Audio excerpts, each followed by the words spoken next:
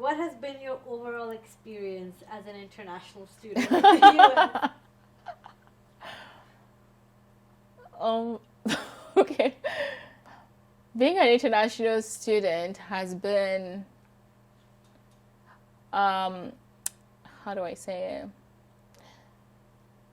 It should be added on the list of 100 ways to die because it's so hard.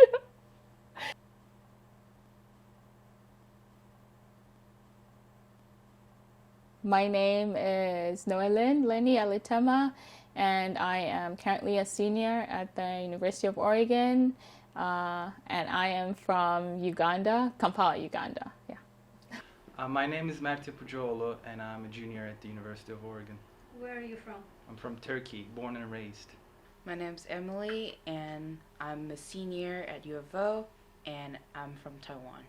Are there any significant cultural differences between what you know of the US culture right now and your own culture? I think they're very different culture. I don't know how to explain it. I'll explain it in terms of like respect, the way we grow up, the way we treat our family. It's very individualistic, I'd say, compared to community where I was raised. I grew up with a big family, uncles, aunties, grandma, grandpa, everyone lives together or close by. And here it's more like people are not that close. Like you'd find someone staying like in a whole different state from their parents or having like one sibling or two siblings. Like I grew up where everyone has like six siblings or big, very big homes, and we lean on each other, and there's just no space to fall because there's always someone there to hold you.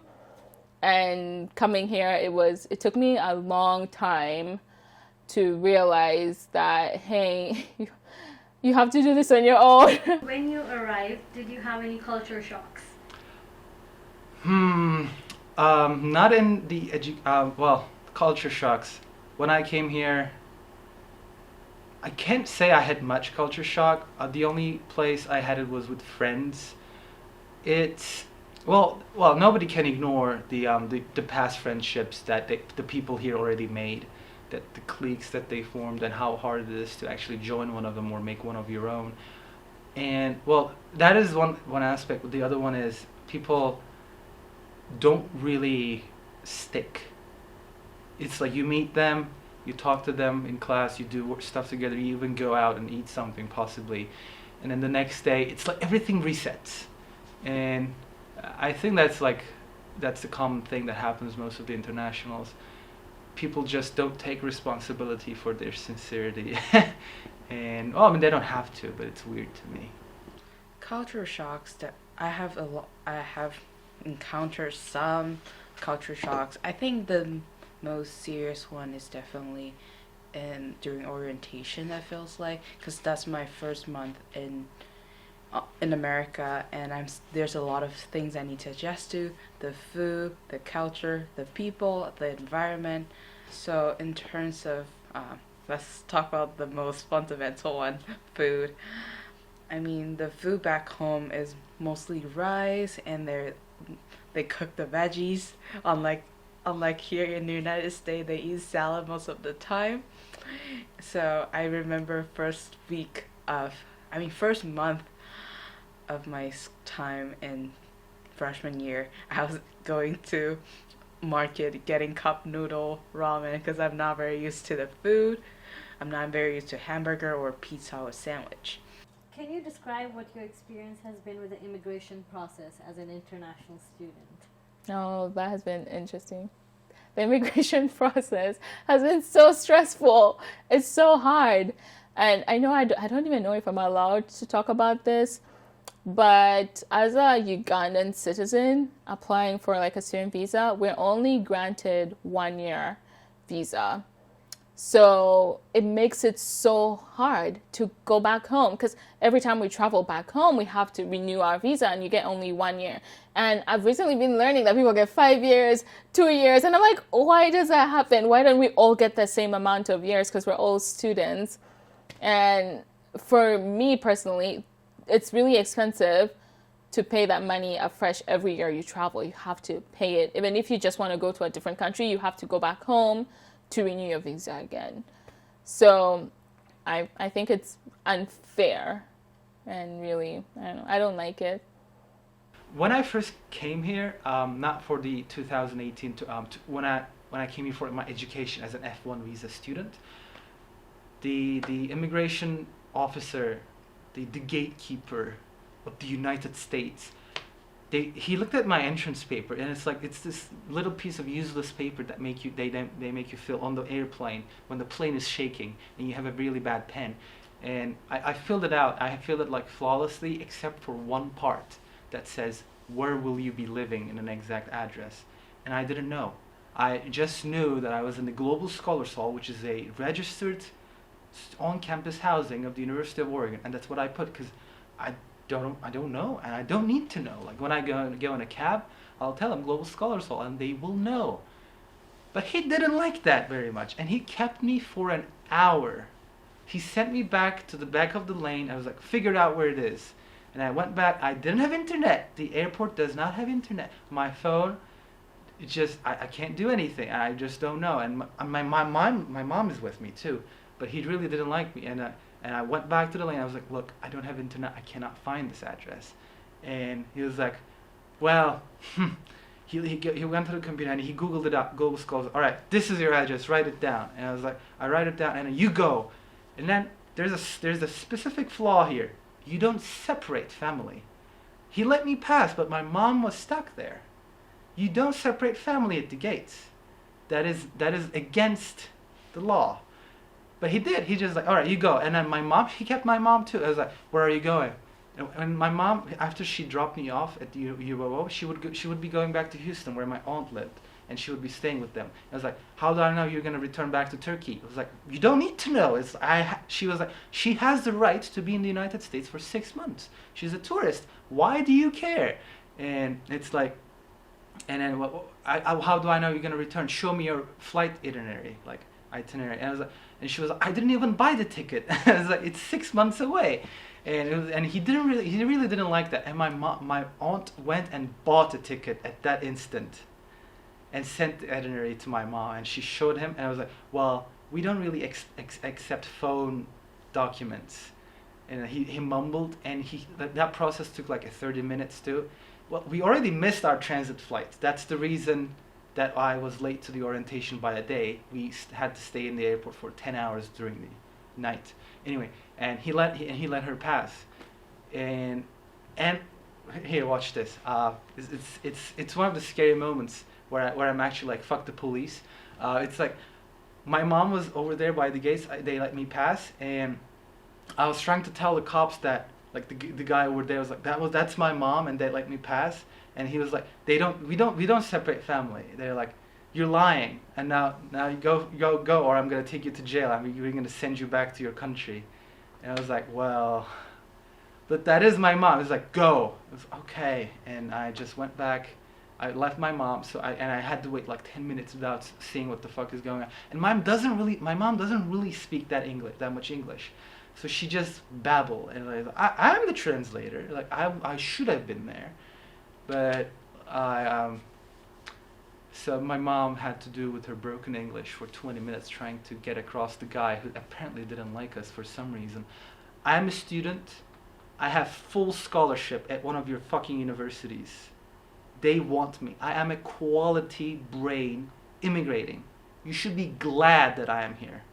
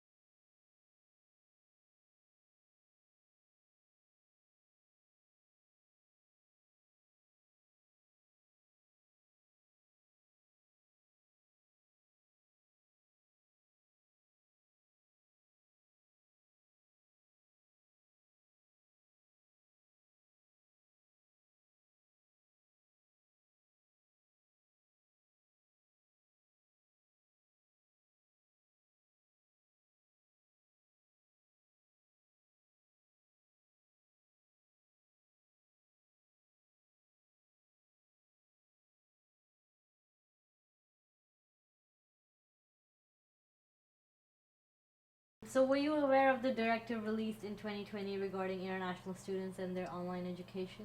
Yes, I was very aware of it. What do you know about this directive and how did it affect you? What I know about the directive was almost like international students had to go back home and study from there since there was no need to be in this country, basically.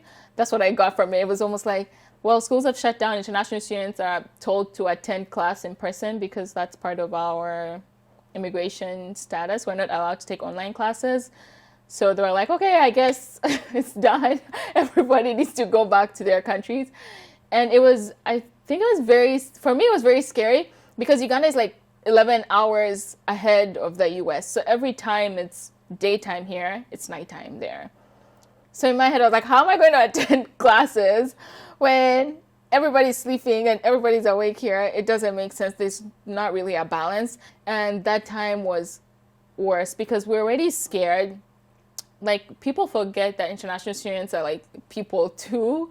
Like, we're human beings too. And most people here are actually kids that are far away from their homes, their family, the people that are safe. So during a period like COVID where nobody knows what's going to happen, they are far away from their families, their parents, their safe homes, and they're already scared about this disease or if it's going to kill people or if people are going to survive. And here you are saying, like, go, we don't really care about you, just get on a plane and go on. Everyone is like, okay, what if I get on a plane and get sick and then I go home and make everyone sick? Do I kill my whole family in that process? Because we didn't know how bad the disease was.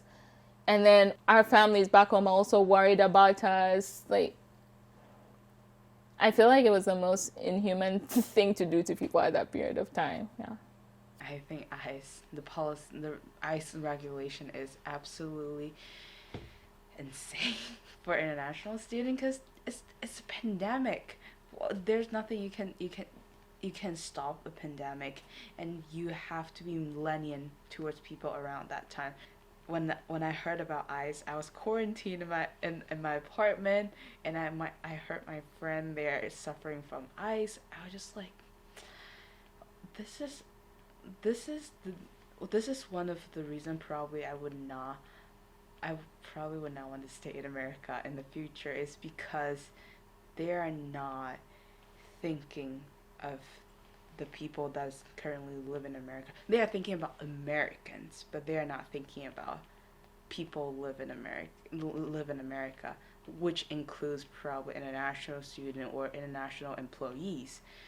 And I don't think I understand any, like, the logistic of ICE. I don't understand them.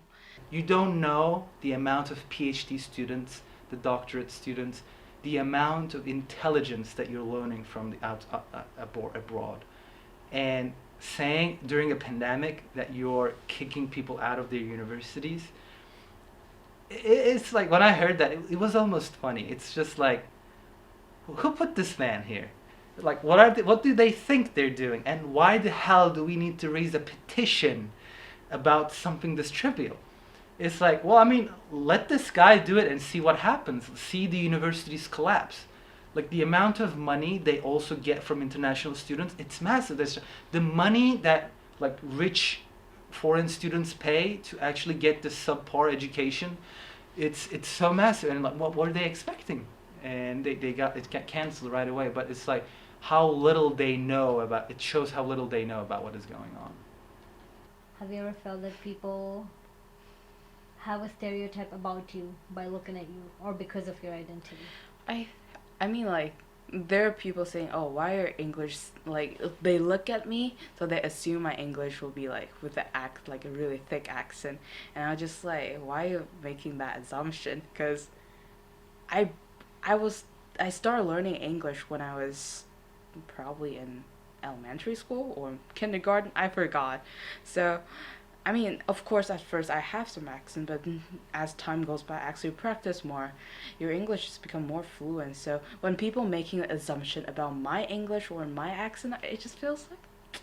But the thing is, what's the problem of having accent though?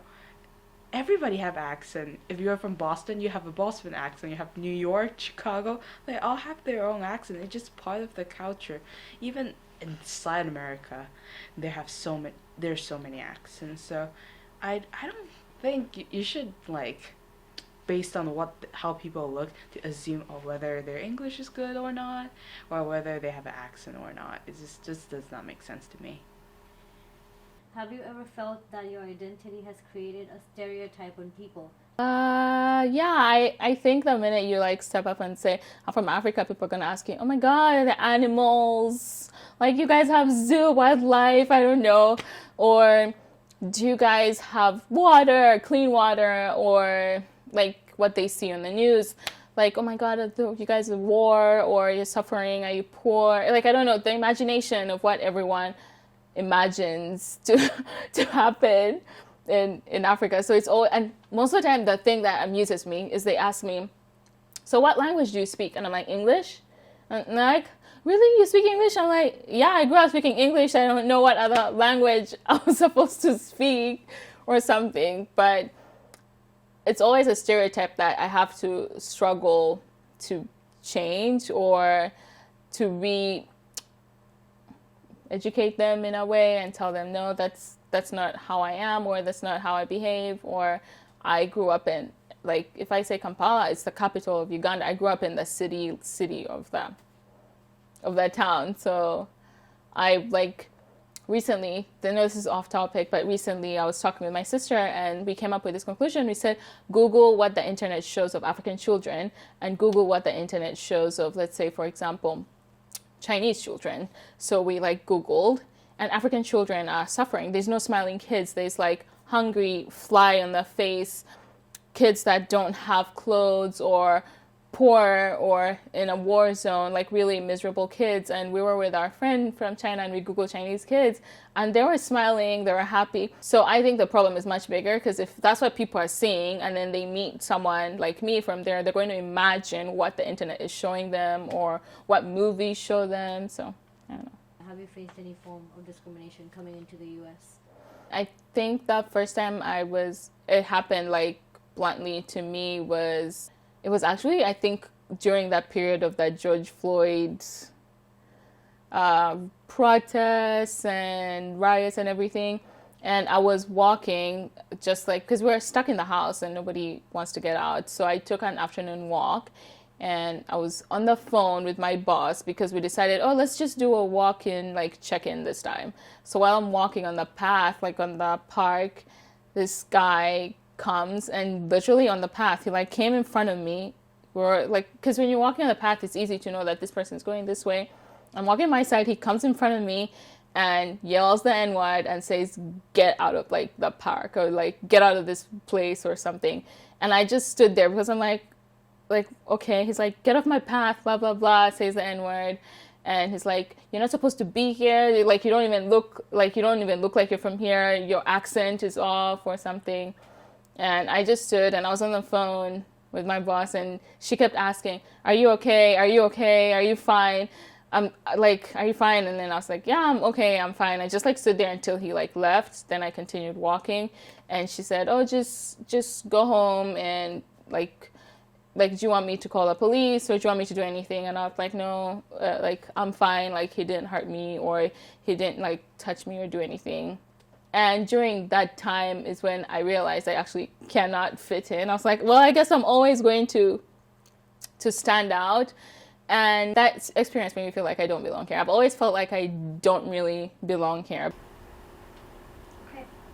What are the things you miss the most from your home? Oh, what I miss the most? I miss the sea a lot. I'm from, Turkey, Istanbul. We have Bosphorus. It's literally, like, thin is relative, but thin piece of sea that crosses the land, separates it completely. If you don't know, it's like two bridges connect two continents, in fact. And every day when I went from Asia to Europe, over the bridge, I would see the sea, and in the evening I would see the sun on the horizon. I missed the food. I miss the food a lot. I miss